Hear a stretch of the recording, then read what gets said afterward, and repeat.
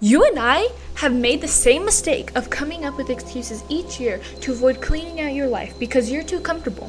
Let me explain in 4 steps how to reset your life for the better. Number 1, intentionally cut or delete toxic ties or numbers. I know you don't want to be the villain or the bad guy in people's lives, but this is your era where the things that you do are for yourself, not for the opinions of others. If someone is making you feel uncomfortable, sick to your stomach, or even negative, babe, they are probably doing it intentionally, so be the villain and intentionally cut them off. If they are still in your life, they will continue to treat you like dirt and bring even more negativity to yourself. That negativity needs some place to go. And once it goes into you, it will destroy everything that you've ever built. From the beliefs and words it starts to make inside of you, to the outside expression of how people view you will drastically change, because negativity always tends to stick because it's easier to be negative. It's easier to be pessimistic and not happy and drag everyone down. Well, that sucks for you and your fear of happiness. You're so scared of being happy because you were taught or influenced by others that once you're happy, it won't stay permanent and you'll just end up right where you started. If you don't learn to just leave and distance yourself from those types of people, who cares if they're mad or angry or irritated by you, because they're already angry with themselves, and that's the worst punishment that anyone could ever receive. Let them live with their negativity and their toxicness, because their lack of self-awareness and abundance of denial makes them impossible to change. Do not think you can change them, because in the process, you will lose yourself. Distance yourself from them. Give them absolutely no contact, because if they are still in contact with you, they still hold the power to change your reality for you. And finally, accept that they live with themselves and their negativity, and they wake up and decide to give that negativity to others. Realize it's not your fault that you're trying to change, and by changing, you need to cut them out of your life. That's one of the biggest acts of self-love that you can ever do to yourself. Number 2, remove stuck energy from your environment.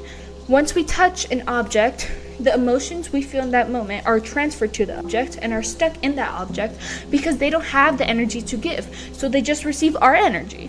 When objects have stuck energy, they're more likely to influence us because they have our emotions that are sent back to us once we interact with them again.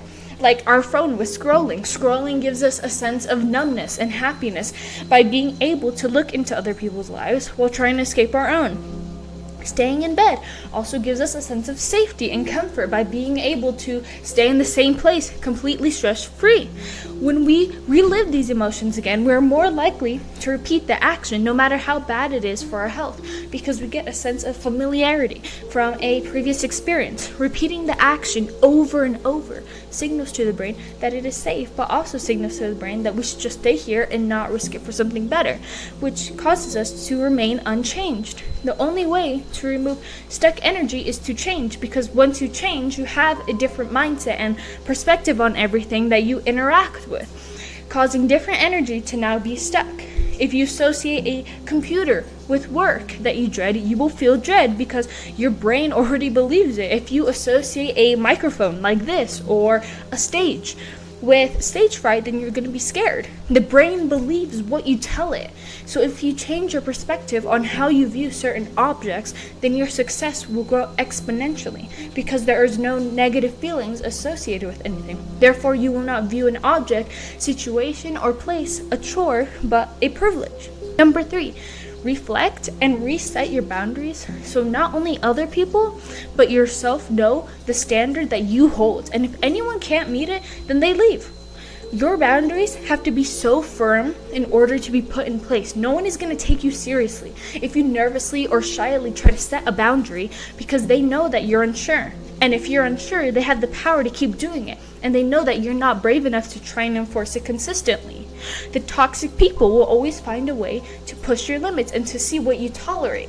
From the get-go, if you don't tolerate something, enforce a firm boundary that they cannot shortcut. When putting new boundaries, reflect on the old ones. Did they work? Did they give you the result you wanted? Did they give you not the result you wanted? Because once you analyze your old boundaries, you will notice where you went wrong and how to fix it later. From your old boundaries, you need to take lessons on what actually worked and how to use that same strategy for next time. And the beauty of boundaries is that they are not permanent. Don't feel stuck to the boundaries you have now, because they worked for the old you. They worked for the past, not the current you that is trying to change and to improve and to make better boundaries. If no change happens, you will continue to get the same result that you don't want. You have the power to change your boundaries because you are at a different stage in life. They aren't. And the only person who will get mad is a toxic person, because you are not convenient anymore and they have to find someone else to control. Now, these new boundaries apply to not only others, but yourself, because you count as a person, and every person you meet should understand your boundaries. The reason other people neglect your boundaries is because you neglect them too. If toxic people see that you're dismissing your own boundaries by saying, "Oh, it's okay," or "Oh, okay, that's fine," or "Oh, just this one time," then they will dismiss them too, because you don't care about your boundaries. So why should they? If you want them to take you seriously, be serious about your boundaries. And if they get offended, then they aren't serious about you or being your friend. 4. Cleanse your mindset to officially rewire your brain and how it works to improve your reality currently. Your mindset is full with thoughts, ideas, and actions, situations, and opinions that sometimes just overflow out to your space. The words inside of you need to be expressed in a healthy way that won't damage yourself, others, and your environment. The mind rapidly creates new ideas, good or bad, every single day, and we have to make a subconscious decision to let them affect us or not. We believe that anything that comes from our minds is true because we've known ourselves since the day we were born, and we know our good and bad traits and how we're doing mentally. Since the brain has this advantage, any belief or thought that originally comes from us or outside is posed as true to us. We don't realize that every day we're interacting with the human species and we're constantly exchanging ideas and opinions to form a connection with others. We vaguely remember what others say, but more importantly, how they made us feel. And that feeling stays with us because it has nowhere else to go. So we are essentially getting a piece of someone's inner thoughts, emotions, and moods just by interacting with them, which affects our own mood because now we have more emotions to balance and to express. Our emotions that we get from others or from ourselves affects our mindset because the brain takes in what is given and applies it to the present. If we were happy today and we interacted with a negative person, then we would feel sad or drained. If we were feeling energized and later we interacted or were in a crowd, then we would feel tired and drained. In these scenarios, each person is open to connecting with others, meaning that their inner thoughts and emotions flow into the world, which soon makes its way to us. Not all of our thoughts are our own, but are pieces of others' internal worlds and how they feel. To recognize this, reflect on thoughts that are outliers or not something that you would say out loud or think.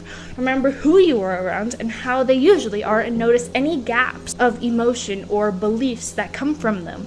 And finally, rethink every belief that you've been given. The thoughts, opinions, or ideas that are not challenged stick, because we make an assumption that they are true and there seems to be no evidence against it. Challenging your own thoughts creates a deeper realization as to if these thoughts are actually true or are they relevant in our current life. Any limiting or negative beliefs that you have about yourself, the world, or others, write it on a piece of paper, crumble it, and throw it in the trash. This signals to the brain that those beliefs are not needed anymore and they're not helping you but harming your mind. Doing this also creates an information gap in the mind that you will try to fill with fresh, relevant, and positive thoughts that help you guide you to your new life. These steps do not have to be in order, but work the way that you want them to.